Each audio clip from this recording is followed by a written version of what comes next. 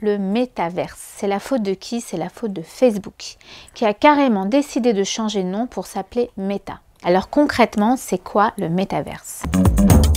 Eh bien, dans l'équipe du Tech Show, on a un chroniqueur, une chroniqueuse du Tech Show qui est notre experte sur le sujet. Donc c'est Julie qui va nous parler de la présence des marques dans le métaverse et de la monétisation sous forme de NFT. C'est parti pour la chronique de Julie Jacob.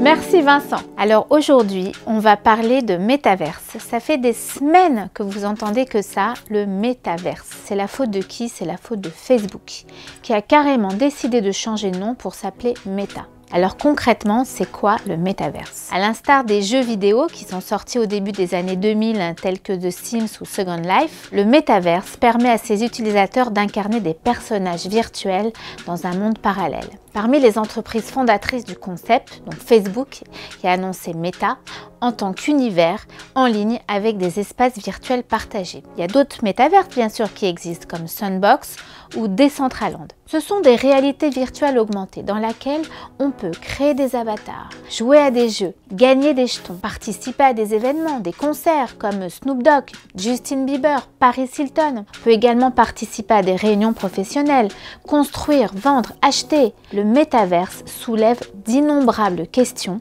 juridiques telles que le droit à l'image ou les attaques qui ont lieu dans le métaverse. Alors aujourd'hui, il n'y a pas encore de base légale, il n'y a pas encore de jurisprudence, mais les enjeux sont assez nombreux.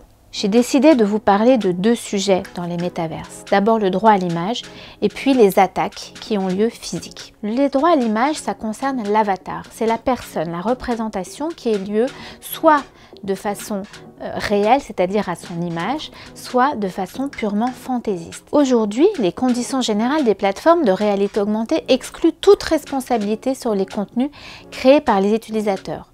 Donc se pose la question de la responsabilité. Est-ce qu'un avatar qui conclut un contrat pourra avoir une responsabilité juridique? Est-ce qu'un contrat signé par un avatar qui est mineur ou un avatar qui n'a pas la capacité juridique pourra être annulé? Aujourd'hui, les règles de consentement des personnes sont claires en France et dans notre code civil. Toutefois, dans le métaverse, la jurisprudence et la réglementation devraient être adaptées. Il faut savoir qu'en termes de droit à l'image, un avatar peut être usurpé et il y a des sanctions pénales aujourd'hui. Le fait de porter atteinte à la vie privée ou au droit à l'image d'une personne est puni d'1 an d'emprisonnement et de 45 000 € d'amende. Donc dans le métaverse, il pourrait y avoir des prolongations de ce genre d'infractions et il faudra se poser la question si les mêmes règles peuvent s'appliquer dans les métaverses et est-ce que la règle d'usurpation d'identité devra être encadrée.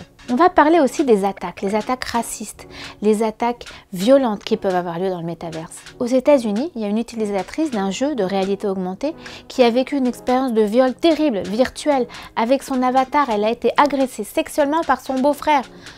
Pas cool la famille. Dans le métaverse de Zuckerberg également, réservé pour l'instant à des bêta-testeurs, il y a déjà des agressions sexuelles, des agressions racistes. Alors vous me direz, c'est comme Facebook, c'est comme Twitter, sauf que non. Là, l'expérience est réelle, comme dans la vraie vie. Dans Horizon Worlds, un métaverse de Meta, une femme a été agressée alors qu'elle se promenait virtuellement dans le centre-ville du jeu. Il y a des questions énormes qui se posent en termes de responsabilité puisqu'il y a des interactions les uns avec les autres. Donc la loi applicable, la loi pénale dans le métaverse va être essentielle.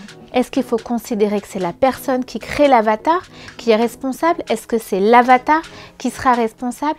Est-ce qu'il faudrait imaginer une personnalité juridique distincte de l'avatar? Eh bien, les plateformes telles que Sandbox prévoient dans leurs conditions générales des clauses où ils ne sont pas responsables. Donc là, se pose la même question qu'avec les réseaux sociaux. Est-ce que la plateforme de métaverse sera responsable, sera hébergeur? Est-ce qu'elle va contrôler le contenu? Peut-être qu'il va falloir penser à créer un nouveau statut, en plus du statut d'éditeur et du statut d'hébergeur, qui vont peut-être pas être complètement adaptés au monde des métaverses. En tout cas, le champ des possibles est ouvert et la législation a un travail énorme devant elle.